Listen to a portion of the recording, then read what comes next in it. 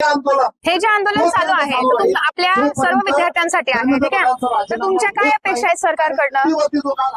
आमची या सरकारकडून एकतर मला वाटतं आंदोलन सुरू झालं तेव्हा धर्मेंद्र प्रधान यांनी राजीनामा द्यावा या अपेक्षा आहे. पण हा.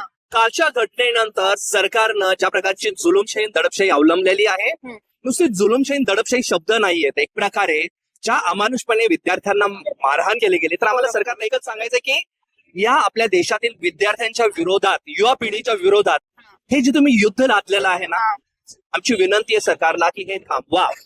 लोकशाहीचा जो काही गळा घोटवणं चाललेला आहे ना, हे थांबवा. आणि मोदी साहेब म्हणजे आम्हाला या सरकारला सांगायला लागेल की सत्तेचा अहंकार सोडा. या सरकारला नक्की सत्तेचा अहंकार आहे.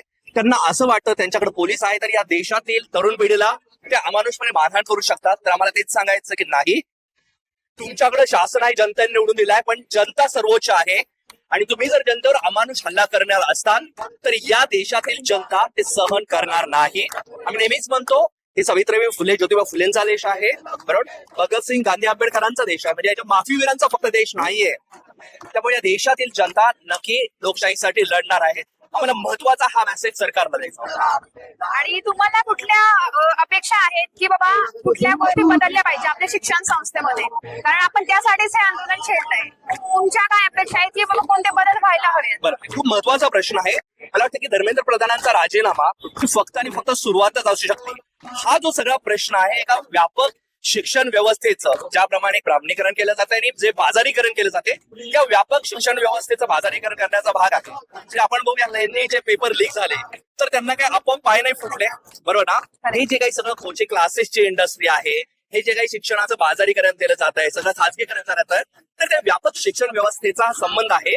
पण त्याच्याही पलीकडे हा तांत्रिक मुद्दा नाही. मला असं वाटतं की आपल्याला आमची सगळ्यात महत्वाची अपेक्षा आहे की देशातील तरुणांना शिक्षण देणं हा देश घडवण्याचा सगळ्यात महत्वाचा मार्ग आहे. मी देशातील मुलांना चांगल्या दर्जाचं आणि विनामूल्य शिक्षण न देता तुम्ही देश घडवू शकत नाही. या शासनाला असं वाटतं की काहीतरी बुलेट ट्रेन, चकाचक मॉल्स एवढं केलं हे त्यांना ते करायचंय, पण त्यांना या देशातील तरुणांना, विद्यार्थ्यांना चांगल्या दर्जाचं शिक्षण द्यायचं नाहीये. आणि आपण बघतोय की ज्या प्रकारे AI सारख्या क्षेत्रामध्ये प्रचंड पिछेड झालेली आहे, बरोबर.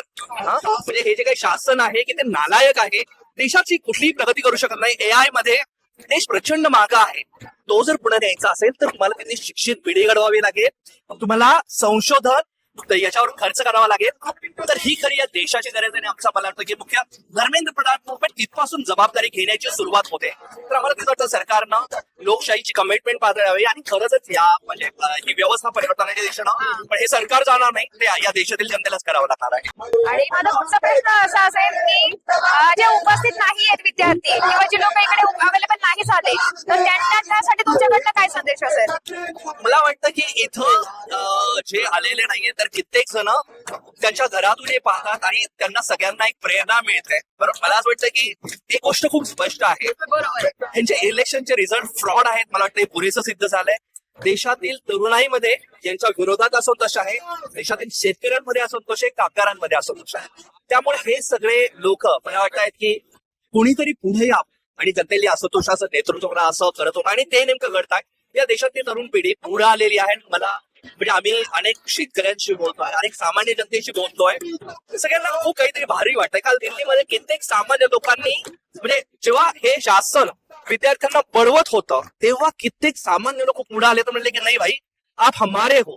लोकांनी त्यांना खाऊ घातलाय, त्यांना आश्रय दिलाय.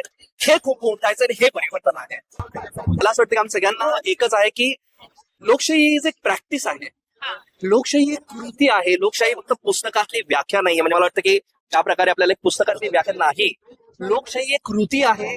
जेव्हा मी एक माणूस असल्याचा, या देशाचा नागरिक असल्याला, एक संविधानाची मूल्य पाळणारा, बरोबर, एक नागरिक म्हणून एक व्यक्ती म्हणून मी जोपर्यंत अन्यायाविरुद्ध बोलत नाही, त्याच्या विरुद्ध माझा आवाज व्यक्त करत नाही, आणि जर शासन मुजोर झालेलं आहे, एक शासन जे मुजोर झालेलं आहे ते जनतेला नाकारतंय, तर अशा शासनाविरोधात माझा आवाज उठवणं ही लोकशाही आहे. आणि हे लोकशाहीचं कर्तव्य आपण केलं तरच आपल्याला पुढे जाता येणार आहे आणि ही तरुण पिढी करायला लागलेली आहे. तर मला सर्वांना हा संदेश द्यायला लागेल की सर्वांना मला हा नक्की संदेश दिला की देशातलं वातावरण बदलतंय. कालच्या ह्याच्यामध्ये म्हणजे फलक होता, dear history we are here. Dear history we are here, म्हणजे इतिहासाला सांगतोय आता इतिहास इथं घडत आहे. तर मला असं वाटतं हा इतिहास घडत असताना या इतिहासाच्या आणि लोकशाहीच्या जल्लोषात आपण सगळ्यांनी सहभागी व्हावं आणि इतिहासामध्ये आपण आपलं नाव नोंदवावं, एवढंच मी सर्वांना संदेश देईन.